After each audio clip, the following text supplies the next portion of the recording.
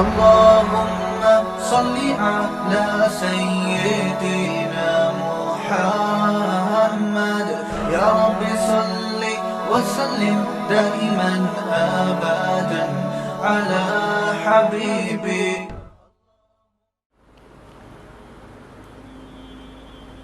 بقرعید کی آمد ہے تو بقرعید ہی کے حوالے سے کچھ باتیں کرنے کا ارادہ ہے. اللہ تعالیٰ سے دعا ہے اللہ تعالیٰ صحیح طرح سے بات کہنے کی، سننے کی، سمجھنے کی اور پھر عمل کی توفیق عطا فرمائے.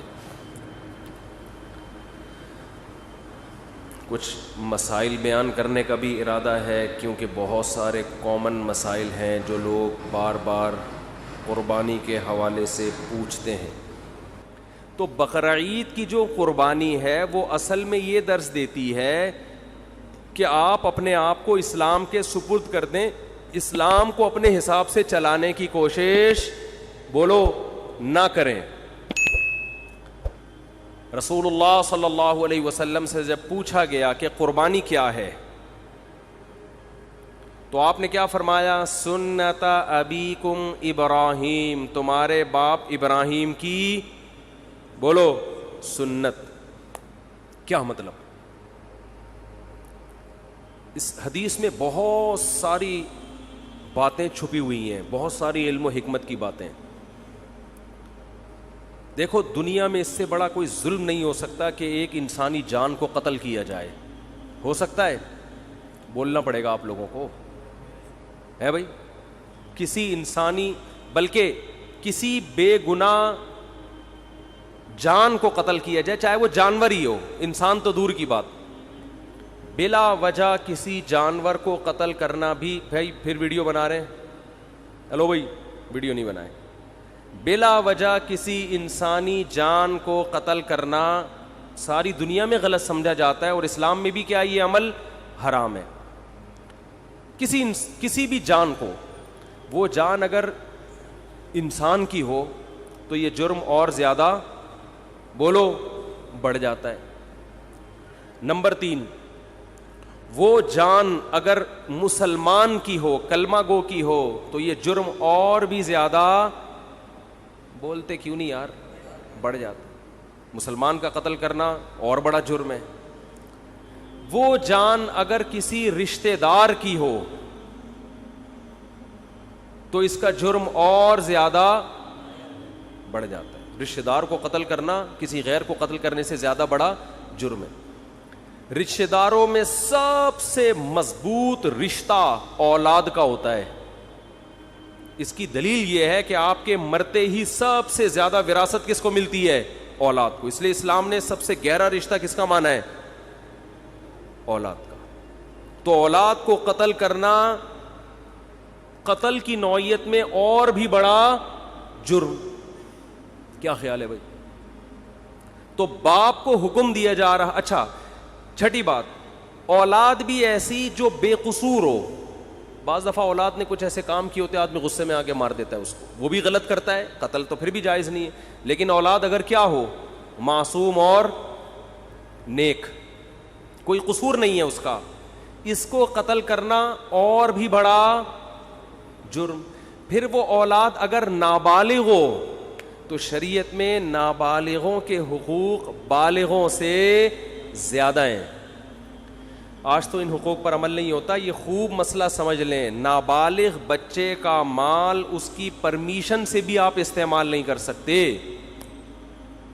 نابالغ بچہ صدقہ کرے گا تو شریعت میں وہ کالعدم ہے، کیونکہ اس کو یہ حق نہیں ہے کہ اپنا مال کسی کو دے دے. وہ ابھی نہ سمجھے، شریعت نے اس کے تصرفات اور اس کے اس قسم کے افعال کو کالعدم قرار دیا ہے. نابالغ بچہ آپ کو اپنا پلاٹ گفٹ کر دے، شریعت اس کو کالعدم مانتی ہے. کوئی وصیت کر دے، کالعدم. سمجھتے ہو؟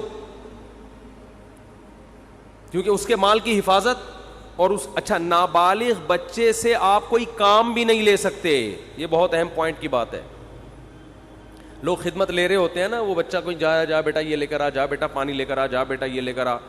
تو علماء نے یہ مسئلہ بیان کیا ہے کہ نابالغ بچے سے آپ کوئی کسی قسم کی خدمت نہیں لے سکتے. والدین خدمت لے سکتے ہیں, اسی طرح استاذ والدین کی پرمیشن سے اتنی خدمت لے سکتا ہے جس کا تعلق تربیت سے ہو. بہت مشکل ہے بات سمجھانا, بہت مشکل. مثال کے طور پر آپ نے پڑھنے کے لیے اپنا بچہ کسی ٹیچر کے حوالے کیا. اب ٹیچر کا ادب بھی آپ چاہتے ہیں اپنے بچے کو سکھانا, تو ماں باپ نے بچے سے یہ کہا اور ٹیچر سے بھی یہ کہا کہ اس سے خدمت لیتے رہا کریں, کبھی کبھار پانی منگوا لیا, یہ کام کروا لیا, دکان سے جو ہے وہ کوئی چیز منگوا دی, تاکہ اس میں استاذوں کی خدمت کا جذبہ برقرار رہے. تو ٹیچر اس نیت سے اس سے خدمت لے سکتا ہے تاکہ اس میں خدمت کا جذبہ برقرار رہے, اور یہ بھی جب لے سکتا ہے جب بچے کے والدین کی طرف سے ٹیچر کو اس کی پرمیشن بھی ہو, کیونکہ اصل متولی ماں باپ ہیں, استاذ نہیں ہے. بہت مشکل ہے یار, کیسے سمجھائیں. تو لیکن آج کیا ہو رہا ہے, بعض اداروں میں بچوں سے محنت مشقت والے کام لیے جاتے ہیں, تو وہ جائز نہیں ہے, ان سے خوب سمجھ لیں. اسی طرح ہنر سکھانے کے لیے بھی بچے سے خدمت لی جا سکتی ہے والدین کی پرمیشن سے. ماں باپ اپنے بچے کو میکینک بنانا چاہتے ہیں, تو شو روم میں لے جا کے وہ جو ورک شاپ میں بٹھا دیا, تو وہاں جو بھی استاذ ہے اس سے کہا کہ بھائی اس سے پلگ پانا وغیرہ کھلواؤ تاکہ اس کو یہ کام آئے. تو ہنر سکھانے کی نیت سے بھی ٹیچر, استاذ وہ نابالغ بچے سے خدمت لے سکتا ہے. کس کی پرمیشن سے؟ ماں باپ کی. مگر اس میں بھی یہ ہے کہ یعنی زیادہ محنت مشقت والے کام اس صورت میں بھی جائز نہیں ہے کہ جس سے وہ تنگ آنا شروع ہو جائے. سمجھتے ہو؟ یہاں ایک مدرسہ ہے, مجھے نہیں یاد پڑتا کہ میں کبھی کسی بچے سے میں نے پانی بھی منگوایا ہو, مجھے نہیں یاد پڑتا. تو یہ اصول ہے, خوب سمجھ لیں. تو اس سے پتہ چلتا ہے کہ نابالغ کے حقوق اسلام میں بالغوں سے زیادہ ہیں. ٹھیک ہے, تو اس کا قتل کرنا تو اور بڑا جرم ہوگا نا. تو ابراہیم علیہ السلام کو اللہ تعالی حکم دے رہے ہیں کہ آپ قتل کریں ایک جان کا, اور وہ جان بھی انسانی جان, اور انسانی جان بھی معصوم بے گناہ, اور معصوم بھی آپ کا رشتہ دار, اور رشتہ دار بھی وہ جو سب سے قریبی, اور نابالغ بھی جس کے حقوق بالغوں سے زیادہ ہیں. اور مزید ایک بات یہ کہ وہ بچہ جو آپ کو آپ کی قربانیوں کے صلے میں بطور گفٹ ملا تھا, نہیں آ رہی بات, ابراہیم علیہ السلام نے جب اللہ کے لیے قربانیاں دی ہیں نا, تو اس کے گفٹ میں اللہ نے کیا دیے؟ اسماعیل. تو یہ تو اور زیادہ عجیب سی, یہ تو یعنی اللاجیکل بات بھی ہو گئی کہ معاذ اللہ نقل کفر ایک بہت بڑا جرم بھی کروایا جا رہا ہے, قتل انسانی کا, اور اللاجیکل کام بھی کروایا جا رہا ہے, اس لیے کہ جو چیز بطور گفٹ کے دی جاتی ہے وہ کبھی واپس نہیں لی جاتی. وہ طبعی عمر کو پہنچنے کے بعد انتقال کر جائے تو وہ تو سب نہیں مرنا ہے. ابراہیم علیہ السلام کہہ سکتے تھے, اے اللہ تو نے تو میری قربانیوں کے صلے میں مجھے یہ بیٹا دیا تھا, تو دیا کیوں تھا جب تو نے اس عمر میں لینا تھا اور میرے ہی ہاتھوں ذبح کروانا تھا اس کو؟ کوئی لاجک سمجھ میں آتی ہے؟ آپ لوگ کی سمجھ میں آ رہی ہے میرا خیال ہے, تو بول لو نہیں آتی سمجھ میں. کوئی آتی ہے سمجھ میں لاجک اس کی؟ بالکل اللاجیکل کام, بالکل اللاجیکل کام. لیکن ابراہیم علیہ الصلاۃ والسلام نے فوراً حکم کی تعمیل کے لیے تیار ہو. کیوں؟ اس لیے کہ اللہ جب کسی بات کا حکم دے دے تو وہ اللاجیکل بھی کیا بن جاتا ہے؟ بولو. یہ چیز آج لبرل لوگوں کی کھوپڑی شریف میں بیٹھ نہیں رہی ہے. یہ ہر چیز میں پوچھتے ہیں کیوں, وائی, اس میں کیا ہے, کھڑے ہو کر پانی پینا کیوں, بیٹھ کے پیوں. میں وہ ان سے جب بھی کوئی پوچھے نا اسلام میں بیٹھ کر پانی پینا کیوں افضل ہے, کھڑے ہو کر بھی جائز ہے, افضل ہے بیٹھ کے پیو. اسے بولو کپڑے کیوں پہنے ہوئے ہیں, کیوں کا جواب دیکھو. جب بھی کوئی گمراہ آدمی کیوں کرے نا, سوال پوچھے, تو جواب دینے کے بجائے اس سے سوالات پوچھنا شروع کر دو کہ تیرے اوپر پہلے 10 سوال ہیں تو اس کا جواب دے. ہمیشہ ہر باطل کی عادت ہوتی ہے وہ آپ کو سوالات میں الجھائے. آپ اسی سے پوچھو کہ اور بہت سارے کیوں ایسے جن کا تمہارے باپ کے پاس بھی, اب تو باپ کا لفظ اب چلے گا, جس کا تمہارے باپ کے پاس بھی کوئی جواب نہیں ہے. یہ جو لبرل لوگ ہم سے پوچھتے ہیں تم لوگ لاکھوں جانور کاٹ دیتے ہو, معصوم جانور قربانی کے دنوں میں, ظلم ہے جانوروں پر, تو بجائے ان کے جواب دینے کے آپ ان سے پوچھا کرو تم ایک مرغی بھی کیوں کاٹتے ہو؟ جو میک ڈونلڈ میں اتنی لاکھوں مرغیاں کٹ کے برگر میں آتی ہیں, یہ کس بیس پر کاٹ رہے ہو؟ کیونکہ انسان اتفاق سے جب وجود میں آیا ہے, یہ جانور بھی اتفاق سے وجود میں آئے ہیں, تو اتفاق سے وجود میں آئی ہوئی چیزوں میں کسی کو کسی پر برتری حاصل نہیں ہوتی. جتنا حق زندہ رہنے کا اس دنیا میں انسان کا ہے, اتنا ہی حق مرغیوں کا بھی ہے. آپ کہہ سکتے ہو کہ جانور بھی تو ایک دوسرے کو کھاتے ہیں, تو وہ تو جانور ہے نا, وہ تو گدھے ہیں, ان کو تو سینس نہیں ہے. آپ کو تو کھوپڑی دی اللہ نے, اللہ کو نہیں مانتے, چلو فطرت نے دی آپ کو کھوپڑی, اور آپ کے پاس کھانے کی دنیا میں اور کم چیزیں. دال کھاؤ, ماش کی دال میں اتنا پروٹین ہے, گوشت کی ضرورت کافی حد تک پوری کر دیتی ہے ماش کی دال.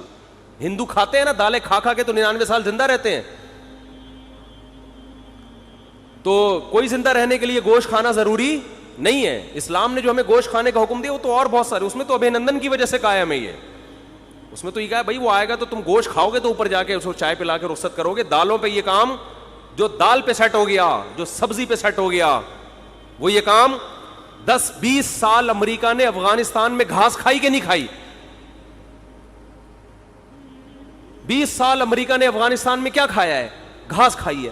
آگے سے افغان لڑے ہیں, تو اگر افغان سبزی خور ہوتے 20 سال لڑتے؟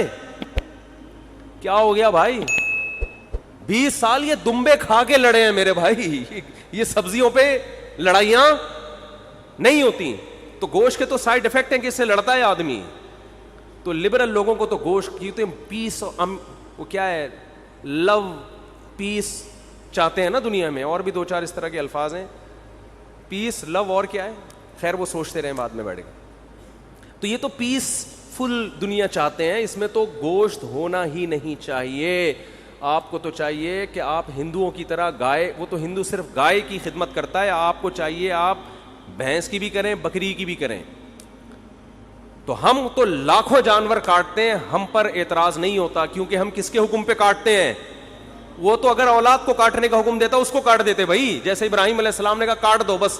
جب illogical کام اللہ نے کہہ دیا تو وہ illogical رہا نہیں ہے, وہ لاجیکل, وہ سراپا لاجک سے بھرا ہوا کام ہے. وہ خدا ہے بھائی, ہم تو خدا کے غلام ہیں, ہمیں پیدا. اگر اللہ ابراہیم علیہ السلام کو حکم دیتا اسماعیل کو کاٹو, وہ نہیں کاٹتے. اللہ ویسے ہی بھی تو اٹھا سکتا تھا نا. کتنوں کے بچے 7-8 سال کی عمر میں ٹرک کے نیچے آ کے ہلاک ہو جاتے ہیں, وباؤں سے مر جاتے ہیں. تو وہ تو اللہ کو ویسے بھی حق حاصل ہے کہ, تبھی تو اللہ قرآن میں کہتے ہیں کہ تم اللہ کی راہ میں صدقہ خیرات کرو. انسان کہتے ہیں اللہ میں خیرات کروں گا میں تو غریب ہو جاؤں گا, تو قرآن بار بار کیا کہتا ہے؟ یبسط الرزق لمن یشاء ویقدر, جس کے لیے میں چاہتا ہوں رزق کے دروازے کھول دیتا ہوں, جس کے لیے میں چاہتا ہوں تنگ کر دیتا ہوں. تو یہ تو میرے ہاتھ میں ہے, میں تمہیں ویسے بھی غریب کر سکتا ہوں, صدقہ دو. اگر اس سے غریب ہو بھی گئے ثواب تو ملے گا نا, اول تو ہوگے نہیں, اللہ دے گا مال تمہیں. تو ہمارے پاس تو دلیل ہے ہمارے رب کی طرف سے, اس نے ہمیں حکم دیا بقرعید کے 3 دنوں میں اپنے حبیب سے کہلوا دیا صلی اللہ علیہ وسلم, اللہ کو جانور کا خون بہانے سے زیادہ کوئی عمل محبوب, بولو نا بھائی, نہیں ہے. تو ہمارے پاس تو دلیل ہے کہ ابراہیم کو اللہ نے حکم دیا اپنے بیٹے کو ذبح کرو. اولاد کا ذبح کرنا illogical کام, کسی انسان کو کاٹنا illogical, لیکن اللہ کے کہنے سے کیا بن گیا؟ لاجک سے بھرا ہوا. اب اس پہ اعتراض کرنا illogical ہے. تو وہ خدا اگر ہمیں دمبے کاٹنے کا حکم دے اور اس میں انسانوں کا فائدہ بھی ہو, خود ان جانوروں کا بھی فائدہ ہے, خود ان جانوروں کا. اگر یہ جانور نہ کٹیں تو یہ تو بڑھاپے میں ان کو کون پوچھے گا؟ آپ انڈیا میں گایوں کی حالت دیکھو, بوڑھی گایوں کی, جن کو ماں جب بنایا ہے تو ماں جیسا بڑھاپے میں سلوک تو کرو ان کے ساتھ. کوئی پوچھنے والا نہیں ہوتا ان جانوروں کا. ان جانوروں کا جوانی میں کٹ جانا ان کے لیے بھی فائدہ مند اور انسانوں کے لیے بھی فائدہ مند ہے. اور اللہ کہتے ہیں سخرھا لکم, ان جانوروں کو اللہ نے کس کے لیے بنایا؟ ہمارے لیے. تو جو مذہب کو نہیں مانتے ان سے سوال ہے کہ تو ایک مرغی بھی کس بیس پہ کاٹتا ہے؟ اے بھائی تم شکار کس بیس پہ کرتے ہو؟ یہ جانوروں کو بھی زندہ رہنے کا اتنا حق ہے جتنا انسانوں کو ہے.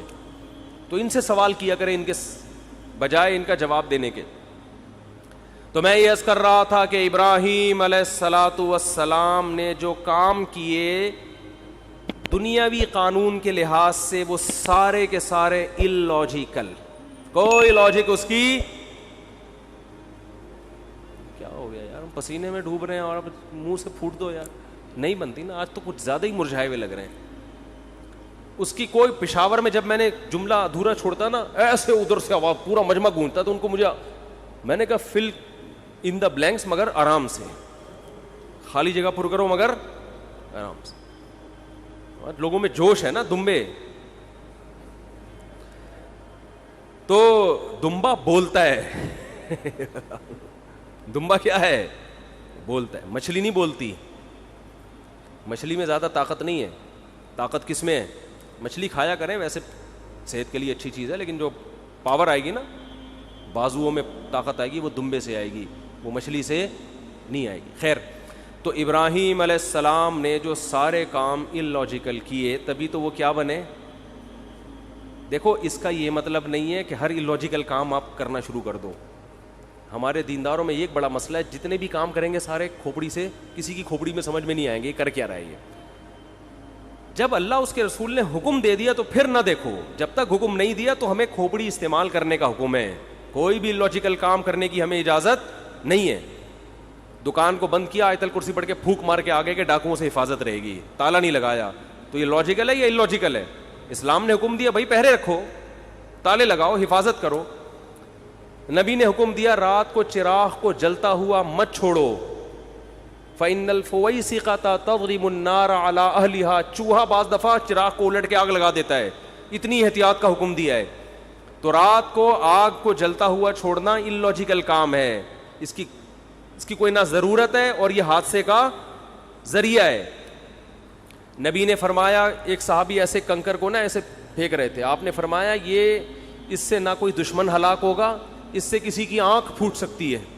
لوگ اٹھا اٹھا کے پتھر پھینک رہے ہوتے ہیں نا, ویسے ہی ٹائم پاس کرنے کے لیے, کسی کے لگ سکتا ہے. ہر کام سے پہلے آپ نے 100 دفعہ سوچنا ہے کہ اس کی کوئی لاجک بنتی ہے کہ نہیں بنتی. لیکن جہاں اللہ کا حکم آ جائے تو بس یہی لاجک ہے کہ کس نے حکم دیا ہے, اللہ نے. سمجھتے ہو؟